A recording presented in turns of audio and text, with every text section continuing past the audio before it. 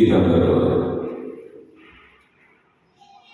Kepada Allah yang menciptakan langit dan bumi, dan kepada Yesus Kristus Tuhan, Guru, Raja, dan Sahabat kami, dan kepada Roh Kudus Allah, kami layak mengagungkan dan meninggikan Engkau, sebab Engkau adalah El Shaddai, Allah yang tiada tanding dan tiada tanding, Jehovah Rafa yang menyembuhkan, Jehovah Jireh yang mencukupkan, Jehovah Nisi panti keselamatan kami, Jehovah Sidkenu pembela kami yang agung, dan Jehovah Makades yang menyucikan kudus kami.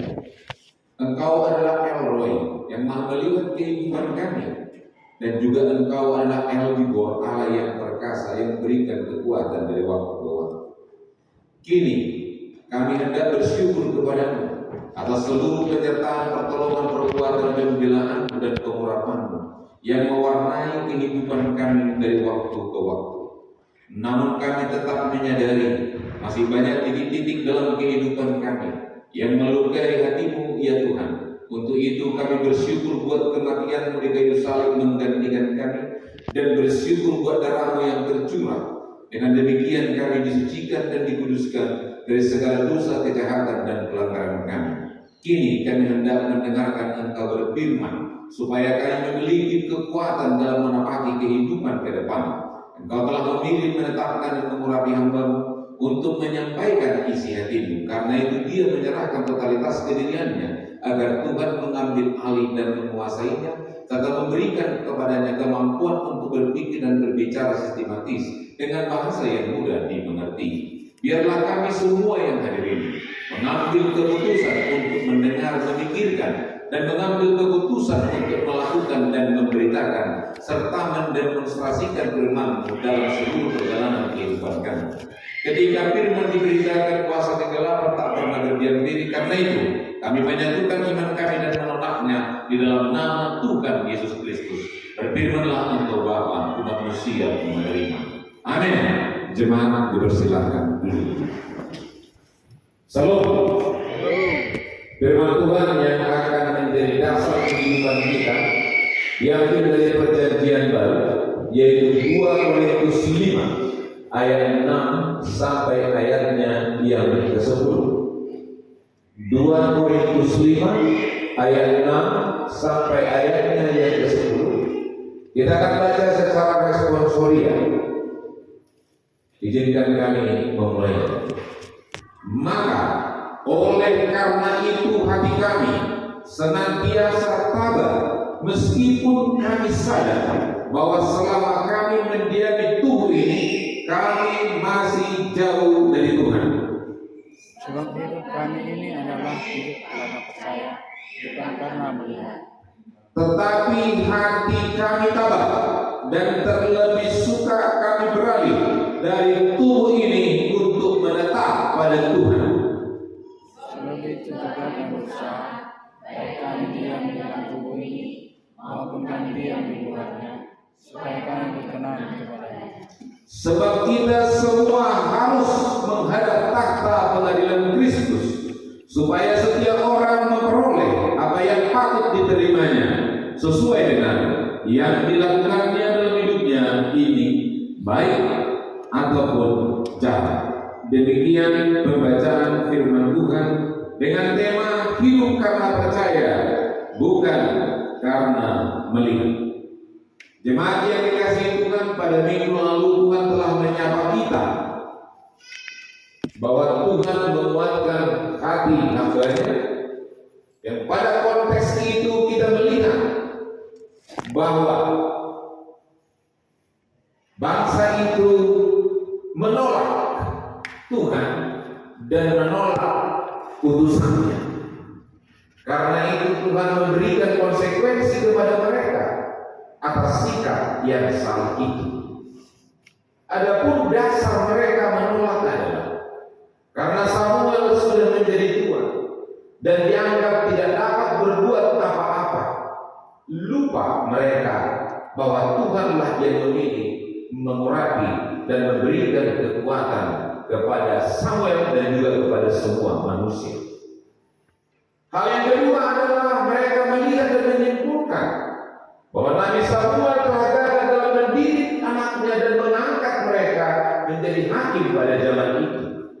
yaitu Yoel dan juga Abia yang jadi hakim. Mereka korup dan menerima suap dan juga memutarbalikkan kebenaran. Dan yang ketiga adalah adanya rasa iri terhadap bangsa lain, karena mereka melihat bangsa lain memiliki raja, lalu mereka ingin seperti bangsa lain yang tidak mengenal Tuhan itu. Singkatnya, mereka ingin tidak bertuhan.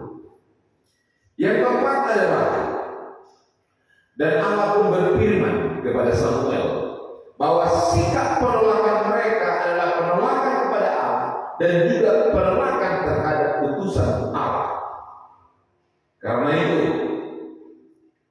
sikap bangsa ini benar-benar memang tidak mau diingatkan dan tidak mau diperingatkan, sekalipun konsumsi buruk akan mewarnai kehidupan mereka ke depan.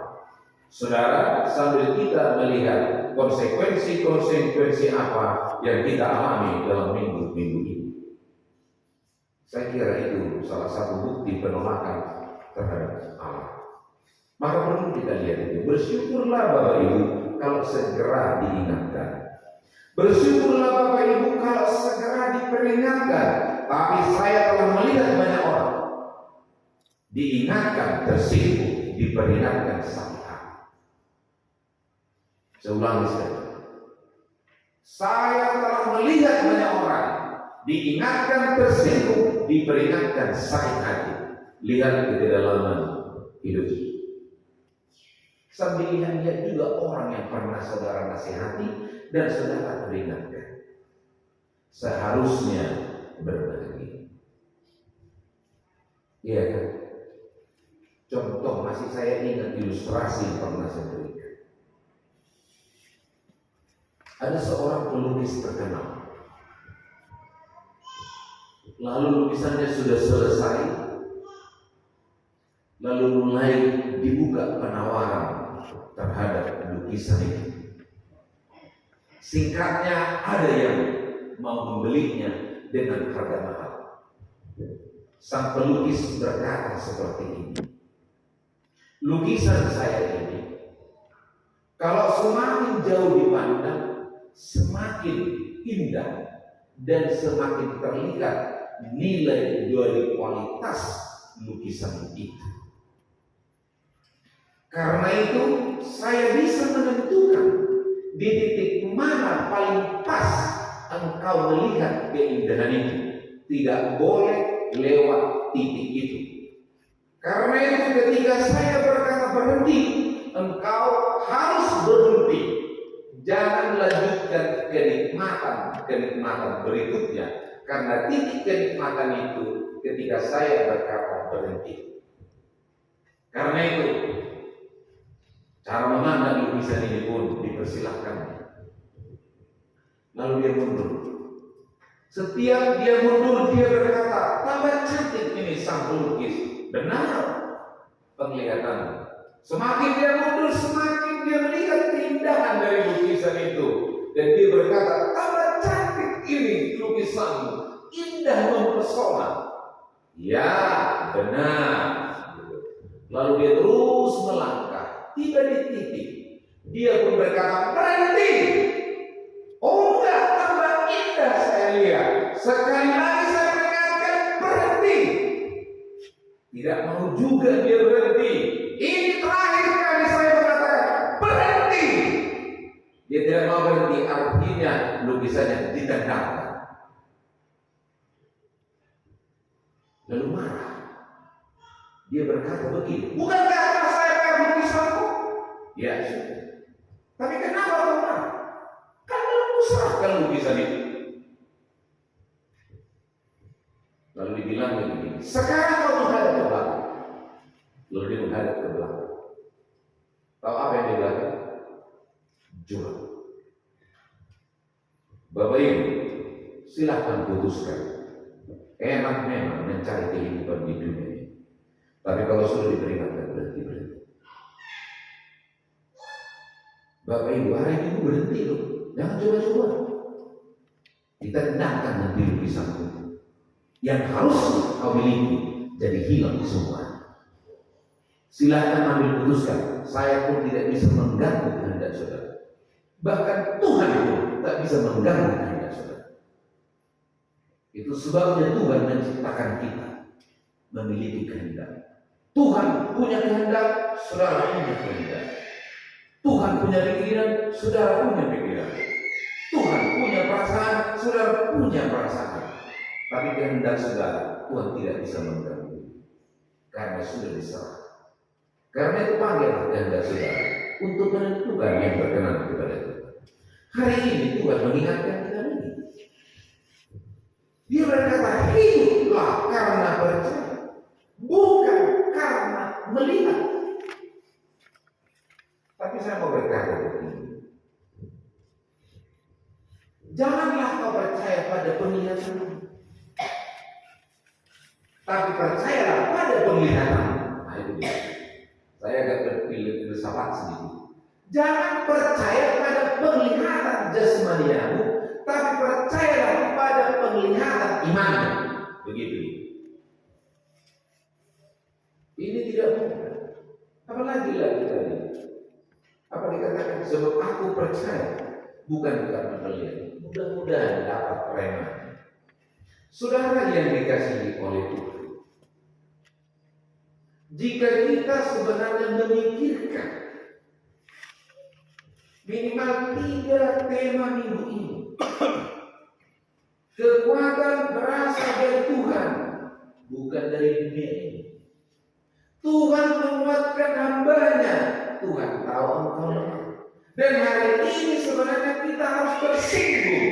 Hiduplah karena percaya, bukan karena melihat.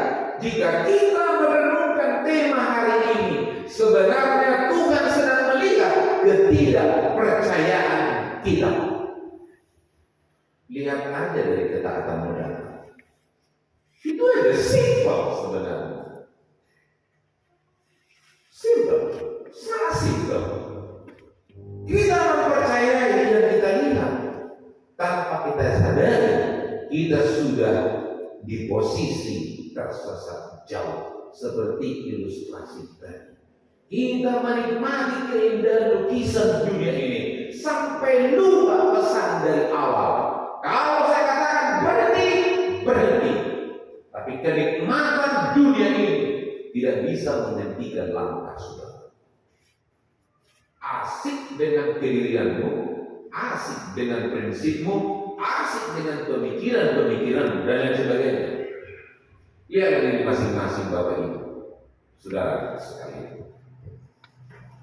Lihat saja apa yang kamu lihat, tapi percayalah Tuhan yang mutlak harus dipercayai. Saudara-saudara, kita mengalami banyak pergumulan dalam menjalani kehidupan itu, ya benar adanya. Kita berpikir dan berharap agar Tuhan melepaskan kita dari pergumulan-pergumulan hidup kita ini, ya benar adanya. Tapi ternyata Bapak Ibu, Tuhan tidak melepaskan kita dari pergumulan-pergumulan itu. Ini perlu. Tapi Tuhan memberikan kita petunjuk kekuatan untuk menghadapi ini. Ini perlu memang Bapak Ibu.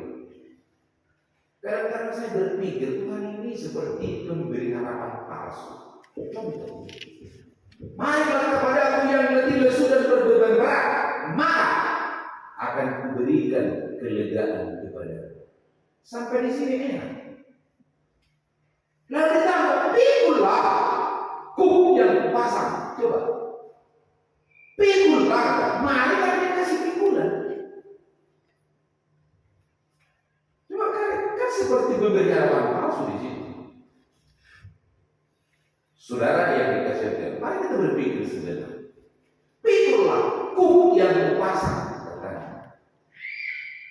Jadi kalau ada terjadi berarti pernah kita lihat, itu kan ada kuknya yang dibuat oleh lehernya itu.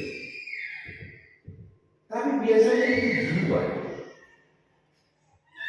Lalu kepada siapa sebenarnya kuknya itu?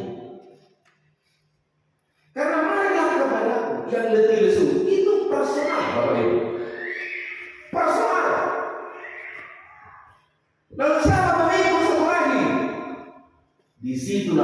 Tuhan berperang.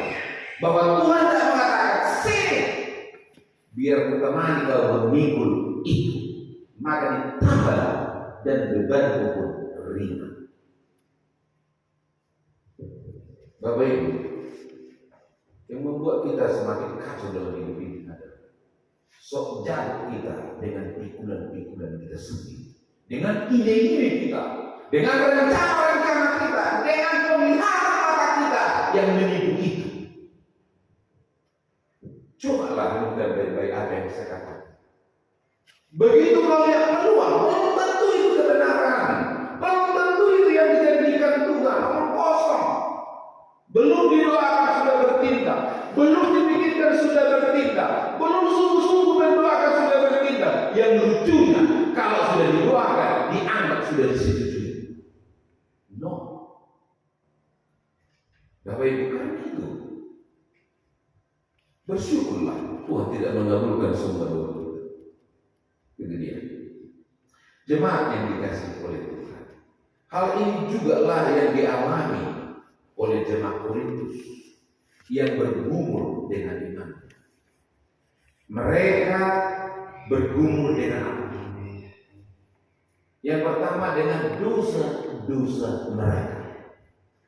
Perlu saya sampaikan berulang-ulang Bapak Ibu, jemaat sekalian, bahwa jemaat Korintus ini berada di pusat kota metropolitan. Semua jenis dosa ada di sana.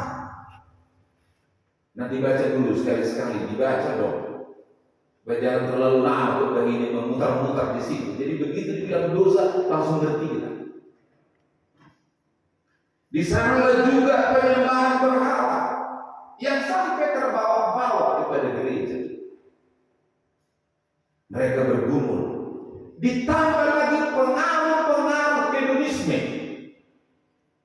Hedonisme ini artinya begini Bapak Ibu. Nikmati aja senikmat-nikmatnya. Dan mereka ikuti ini.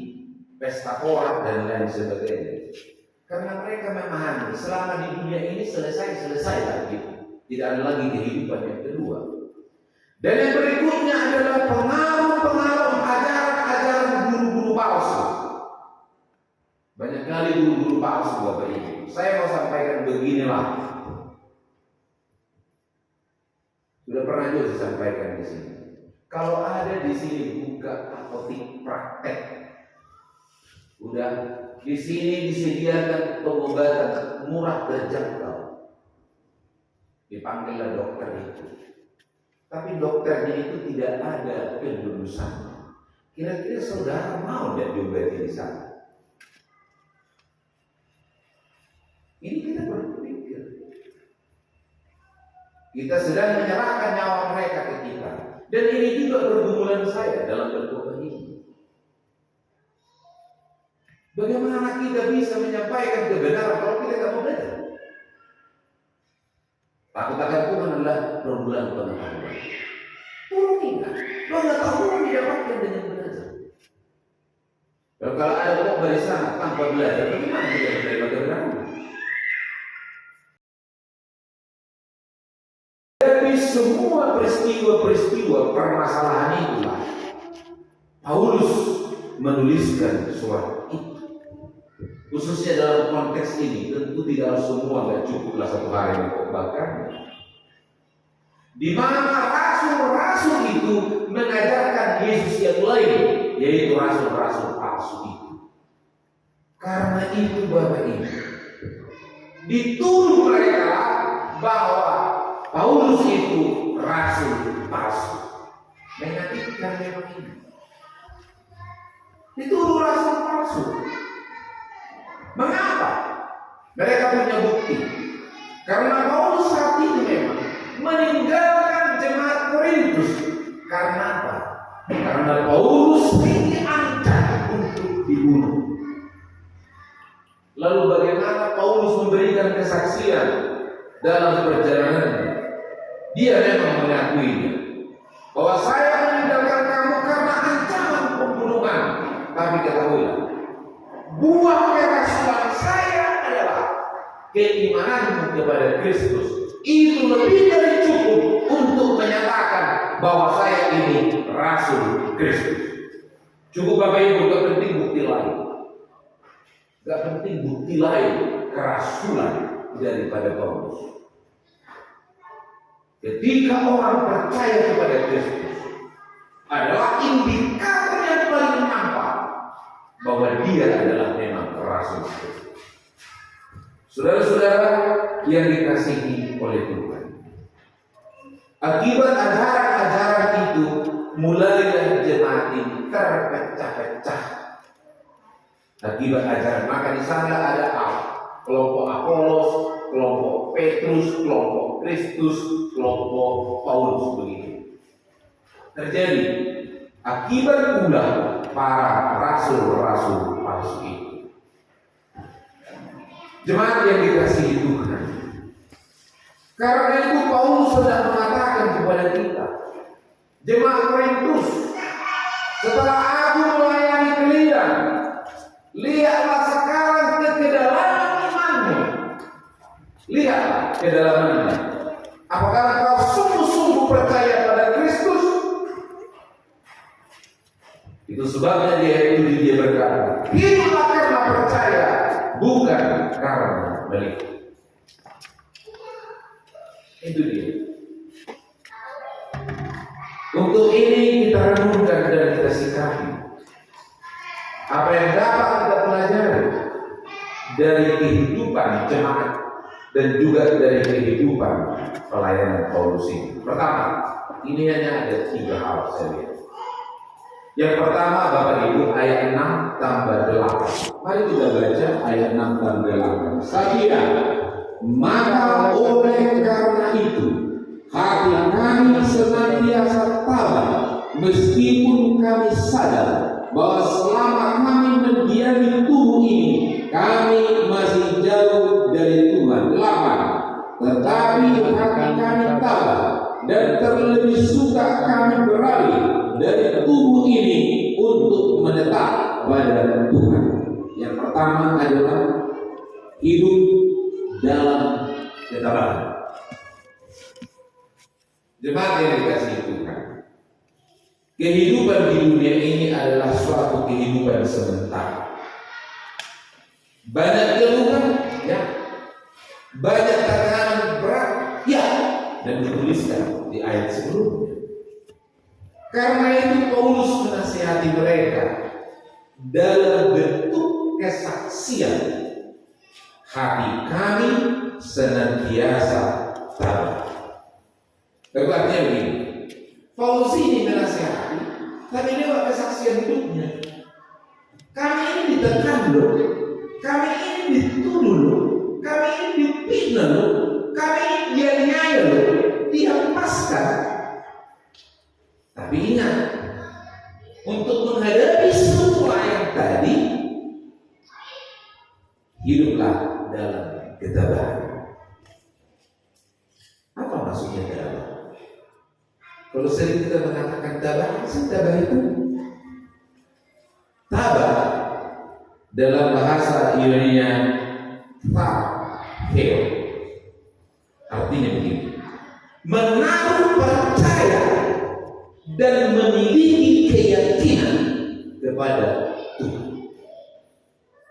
Jadi tabah bukan pasrah-pasrah, menaruh percaya kepada Tuhan, memiliki keyakinan kepada Tuhan.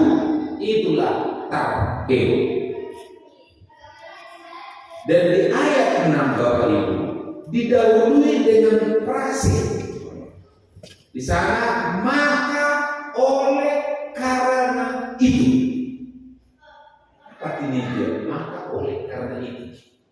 Dalam bahasa Yunani disebut yang artinya sesungguhnya.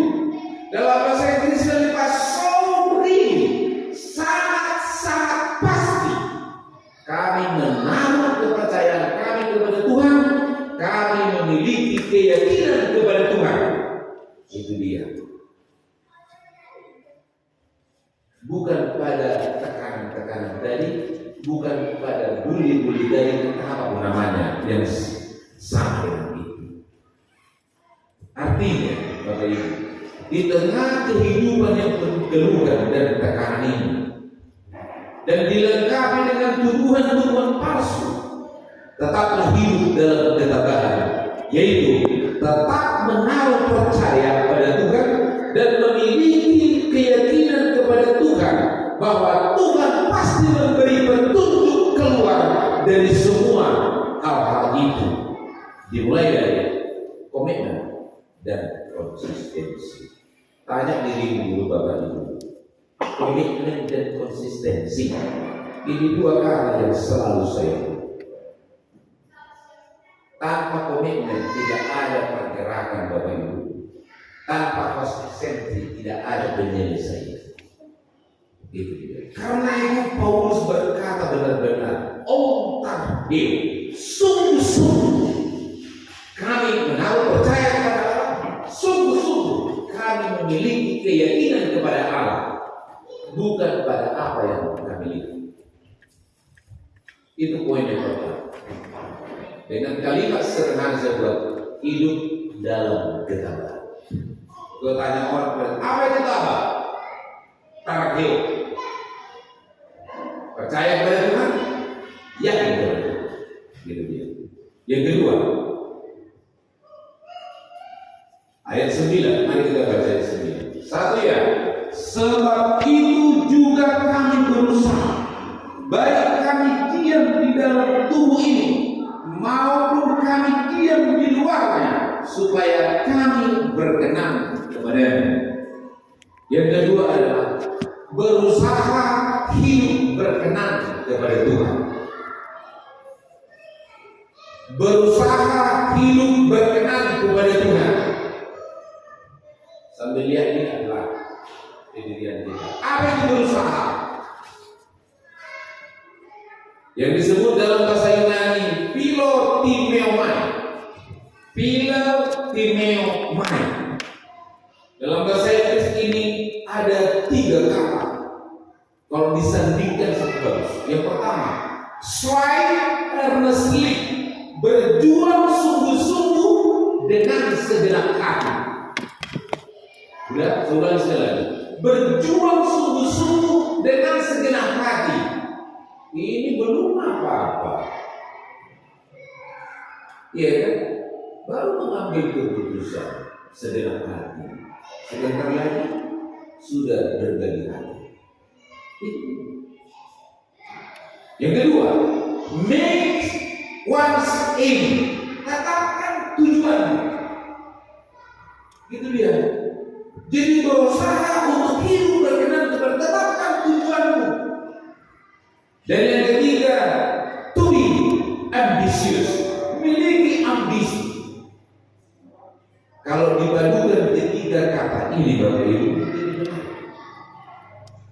milikilah ambisi untuk berjuang dengan segenap hatimu untuk mencapai tujuanmu, hidup berkenan kepada Allah.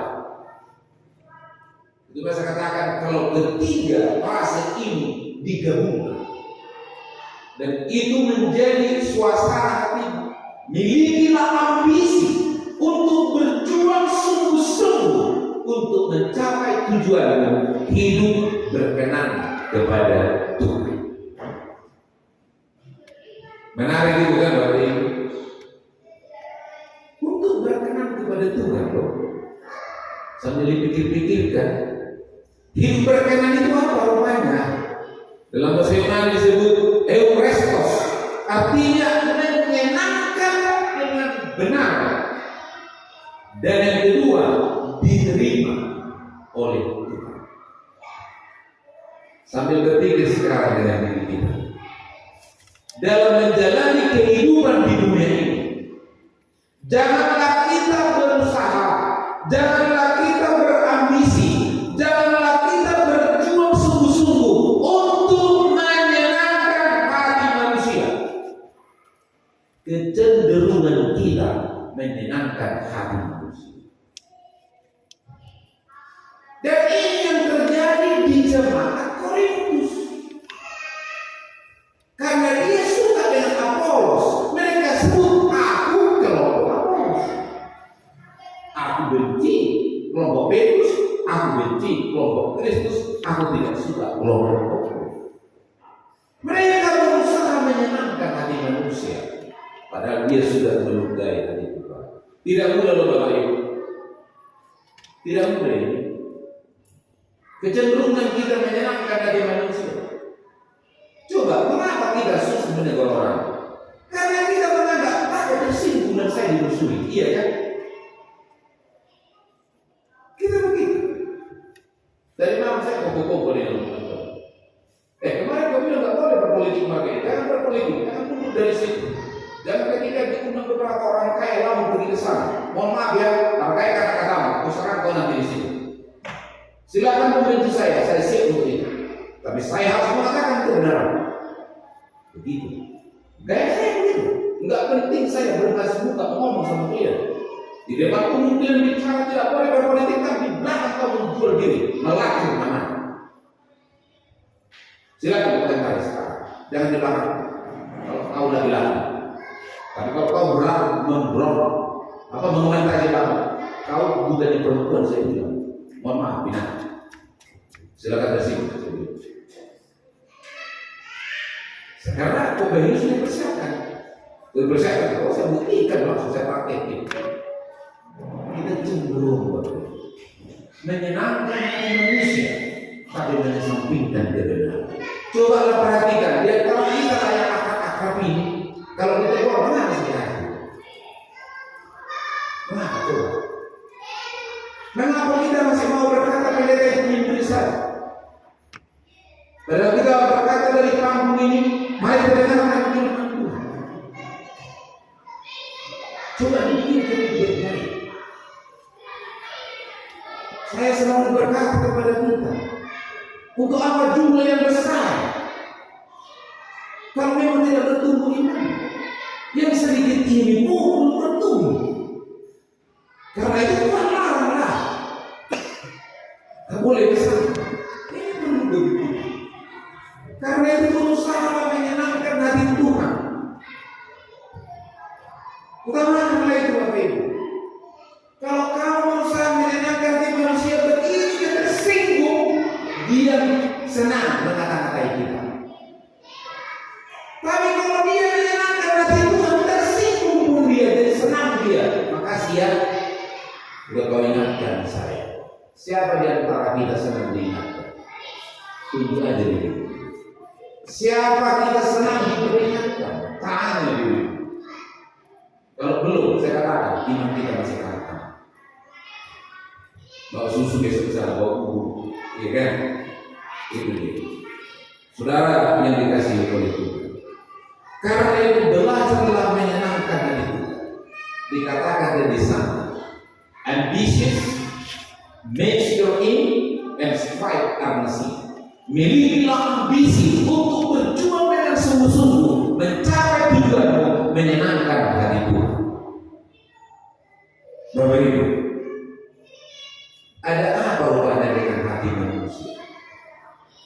Manusia itu cenderung munafik. Lihat diri masing-masing. Ini saya tidak menghakimi kita, tapi ini pengamatan saya. Manusia ini cenderung munafik, cenderung kebanyakan lah yang munafik. Ada maunya dia baik, ada kepentingannya dia berjilat, ada kebutuhannya dia taat. Respon-respon manusia ini kebanyakan seperti itu, tidak semua. Respon dan reaksi daripada manusia itu terletak pada kemauan, kepentingan, kebutuhan sementara. Perhatikan, jika kita ada di titik ini, Tuhan berkata, senangkan hati Tuhan. Saudara, dalam berdoa tentu tidak seperti itu. Berusaha hidup berkenan kepada Tuhan. Itulah identitas dan jadi diri orang beriman. Yang ketiga, ayat 7 mari kita baca bersama-sama. Satu ya, sebab hidup kami ini adalah hidup karena percaya, bukan karena melihat. Bapak Ibu, untuk bisa mencapai poin ketiga ini,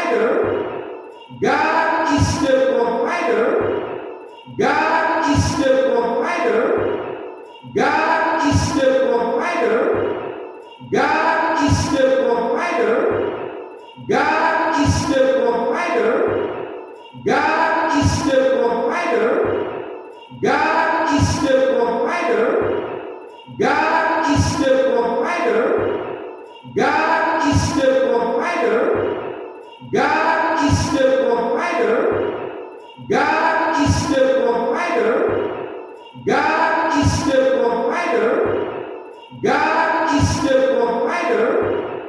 God is the provider. God is the provider. God is the bestower of eternal salvation through Christ.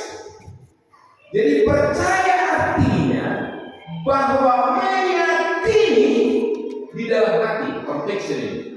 Conviction yakin di dalam hatinya bahwa Allah itu ada. Dan Allah itulah yang menciptakan segala-galanya. The Creator. Satu. Bahwa Allah itulah ruler yang mengatur segala-galanya. Yang ketiga, Allah yang menyediakan segala-galanya. Dan yang ketiga, Allah yang memberi anugerah keselamatan kekal melalui Yesus Kristus.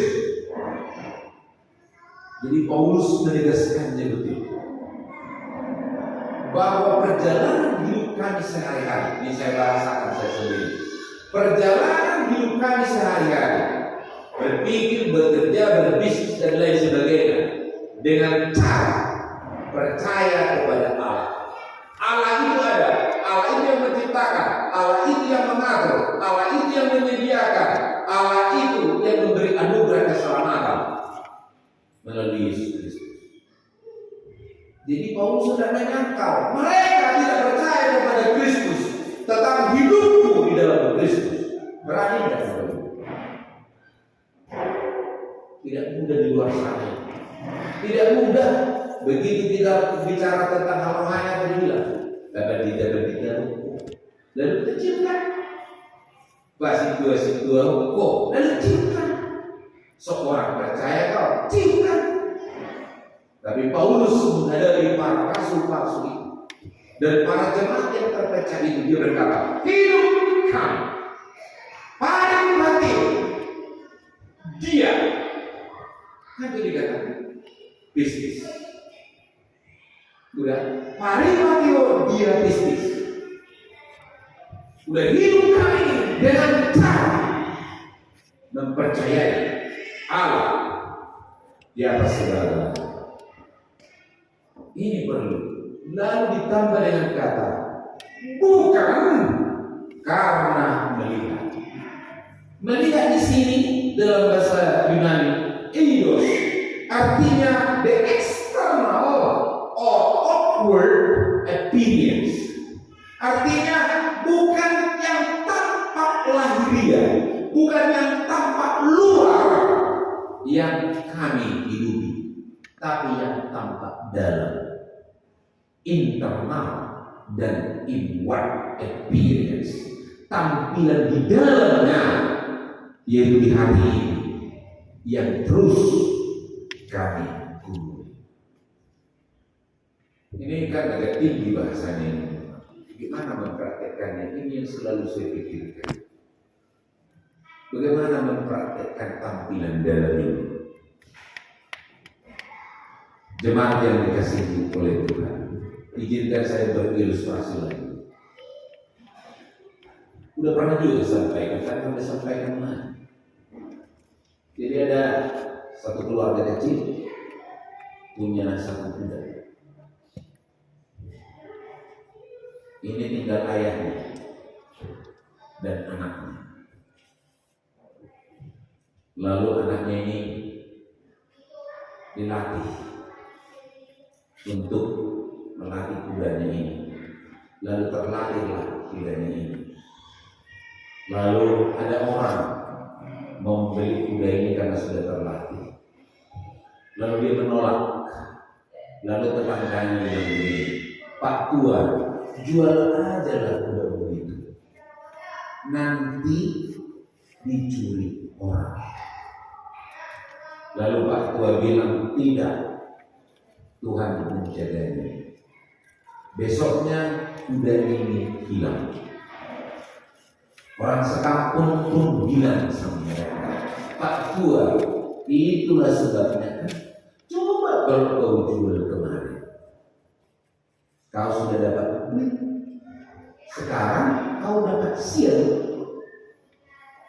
Pak Tua bilang, engkau boleh berpikir demikian, tapi saya yakin Tuhan pasti sediakan. God is the provider. Katanya begitu. Lalu tanya, bagaimana anakku? Ya, seperti Bapak bilang, ya Tuhan sedia. 2 hari kemudian kuda ini pun pulang, membawa 5 kuda liar ke kandangnya. Orang kampung sekarang berpikir lagi, hebat Bapak Tua ya. Ternyata kudamu itu bawa rezeki yang sekarang. Katanya, pergi 1, pulang 6 bersama 5 kawan-kawan. Lalu Pak Tua ini menyuruh lagi anaknya, latihlah kuda-kuda ini semua, latih mereka baik-baik sampai mengerti perintah-perintahmu. Singkatnya, setelah 5 berhasil dilatih, pas mau melatih kuda yang ke-6, anak ini jatuh dan kakinya terberat. Lalu datang orang sekampung, Pak Tua, coba, kelihatannya bahwa untung itu kuda yang 5, ternyata bawa sial. Buktinya anakmu sekarang sudah cacat. Lalu Pak Tua ini menjawabnya, jangan terlalu melihat yang kelihatan. Tuhan pasti punya rencana keselamatan. Engkau melihat memang kesialan, tapi aku melihat kesempatan untuk melihat Tuhan. Katanya begitu. Beberapa hari kemudian terjadi peperangan antar kampung mereka dengan kampung tetangga. Negara istilahnya.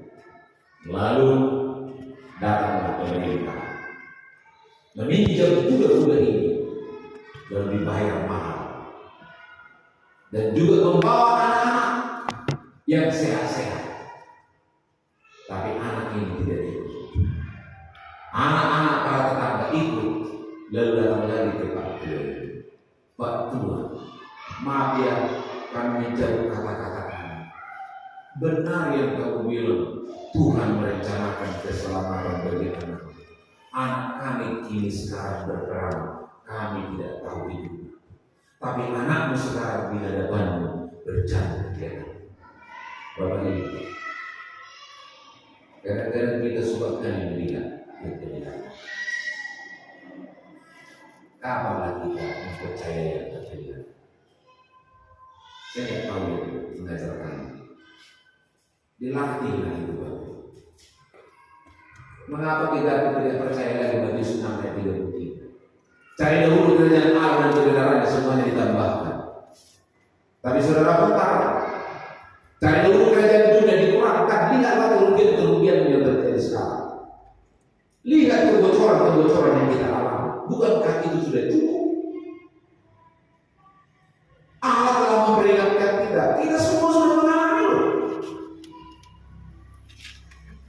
Mau berulang lagi, saya juga tidak punya hak melarang, karena kehendakmu adalah kehendak. Dari mimbar ini hanya bisa mengingatkan dan memperingatkan. Keputusan tetap ada Tuhan. Belajar dari kisah tadi. Lihatlah apa yang sedang Tuhan kerjakan. Ini perlu bagi kita, jemaat yang dikasihi oleh Tuhan. Karena itu di jemaat Korintus ini suka berpenampilan. Yang penting orang senang, yang penting orang memuji, yang penting orang bersamaku. Imanku tak bergulingkan. Singkatnya, disenangi diterima oleh orang sekitar, itu menjadi tujuan mereka. Itu sebabnya Paulus berkata, hidup kami, gitu dia. parimatio di oratis. Ini yang dikatakan. Tapi bagaimana kita sekarang Bapak Ibu? Maka Paulus menasehati dia di dalam itu dengan kata di sana. Perhatikan, aku lebih suka. Aku lebih suka, dalam bahasa Yunani disebut malon eudokeo. Artinya apa? Dikatakan begini, lebih dari yang pernah ada, aku mengambil keputusan. Coba perhatikan baik-baik ya. Lebih dari yang pernah ada, aku mengambil keputusan. Paulus sudah berkata, dulu ketika aku belum percaya Kristus, aku mengambil keputusan mati-matian untuk mematikan orang. Sekarang pun aku berkata, mau eudokeo, aku mengambil keputusan lebih dari yang dulu. Artinya komitmenku kutingkatkan, konsistensiku kumantapkan. Komitmenku kutingkatkan, konsistensiku kumantapkan. Ini tidak, hari ini A, besok sudah Z. Susah kita ini. Saudara-saudara, apa yang diputuskan oleh Paulus untuk mengasihi jemaat ini yang sedang kacau balau itu, dikatakan beralih dari tubuh ini dan menetap pada Allah. Tubuh itu disebut ekdemeo, sedangkan rumah Tuhan disebut endemeo. Artinya, aku mengambil keputusan untuk beralih dari sistem dunia ini kepada sistem surgawi, ekdemeo ke endemeo. Sambil diperiksa-periksa ini, sambil diperiksa-periksa perjalanan hidup kita ini masih suka ekdemeo, bukan endemeo. Tidak ubah, tapi ambillah keputusan malon eudokeo, lebih daripada yang pernah ada, aku mengambil keputusan. Seulangi sekali, dulu aku mengambil keputusan, kata Paulus, berapi-api memiliki surat dari mahkamah agama untuk membunuh jemaat Kristus, tapi sekarang keputusanku lebih daripada itu karena surat yang diterima dari surga. Karena itu tingkatkan dulu keputusan dalam menepati kehidupan ke depan yang bertuhan ini. Mengapa? Bapak Ibu, jika kita sudah tiba di ujung perjalanan hidup kita, maka di ayat 10a dikatakan bahwa kita harus menghadap pengadilan Kristus. Kita harus menghadap pengadilan Kristus. Karena ini mumpung belum dibawa ke pengadilan itu, tingkatkan keputusan lebih dari yang pernah ada. Malon eudokeo. Untuk apa Bapak Ibu? Ayat 10b dikatakan untuk memperoleh apa yang patut diterima. Karena itu Bapak Ibu, penerimaanmu terhadap anugerah Tuhan sangat ditentukan oleh keputusanmu yang lebih daripada satu. Apa standar perolehan itu Bapak Ibu? 10b dikatakan sesuai yang dilakukannya dalam hidupnya, baik atau jahat. Jadi Paulus sedang mengatakan, jemaat Korintus, apa yang mau kau peroleh rupanya dari Tuhan? Apa yang mau kau terima dari Tuhan? Apa yang mau kau bawa dari Tuhan? Karena kata memperoleh disebut komiso. Komiso artinya apa yang mau kau bawa, apa yang mau kau terima, apa yang mau kau peroleh, apa yang mau kau tanggung dari Tuhan. Pilihan ada di tanganmu. Kalau baik kau pilih baik, kalau jahat kau pilih jahat. Pilihan ada di tanganmu. Baik itu disebut agama yaitu baik, berguna, cocok, sempurna. Itu agathos. Sedangkan jahat adalah polos, salah, jahat, buruk, busuk. Itu dia. Maka diperhadapkan pada pilihan ini. Jadi periksalah sekarang kebaikanmu, agathos. Periksa juga lah kejahatanmu, Paulus. Karena kedua potensi ini ada dalam diri kita. Ada dalam diri kita. Singkatnya Bapak Ibu, perolehan dan penerimaan yang patut kita bawa pulang, yang patut kita terima, ditentukan oleh pilihan kita, agathos atau Paulus. Gitu. Karena itu cerdaslah memilih. Hiduplah karena percaya, bukan karena melihat. Saudara, pilihan yang kita ambil, percaya atau melihat. Karena itu hari ini Tuhan berkata, karena Tuhan melihat hati kita sekarang. Hiduplah karena percaya. Hiduplah dengan cara mengambil keputusan percaya, itu artinya bukan karena melihat. Cenderung kita kan karena melihat bertindak. Nasomasi pola diikuti hoi, nasomasi hoi diikuti hoi. Karena sekarang pilihlah hidup karena percaya. Amin.